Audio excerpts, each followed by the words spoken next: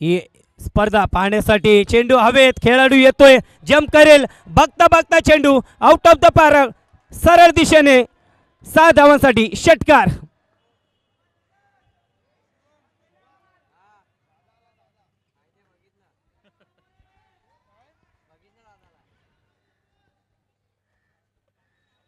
खूप चांगलं cameraman work आपण पाहतोय. ॲक्शन रिप्ले मध्ये सुंदर असा स्ट्रोक.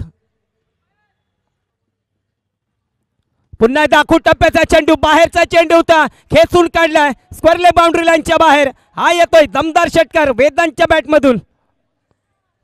अप्रतिम षटकार. पाहिलं चेंडूला, थोडासा बाहेर गेला, थोडा शफल झाला आणि ह्याही चेंडूला 6 धावांसाठी ची मोहर लावली.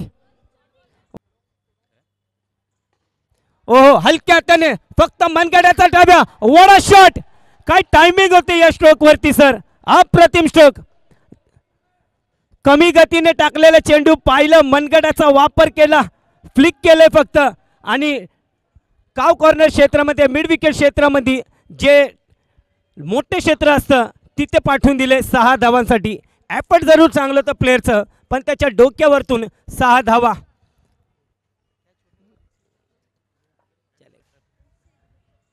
पुन्हा एकदा पुल केला खेळाडू आहे, झेल सुटलाय, झेल सुटलाय आणि झेल सुटल्याच्या नंतर चेंडू सीमारेषा बाहेर.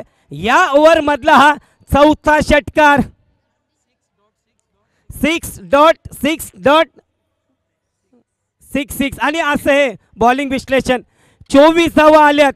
महागडं षटक, ज्या षटकची गरज होती ते षटक आतापर्यंत आले. 2 ओव्हर संपल्या होत्या. 2 ओव्हर संपल्याच्या नंतर 16 धावा होत्या 10 फलकावरती आणि ह्या ओव्हरमध्ये 24 धावा आल्यात टोटल.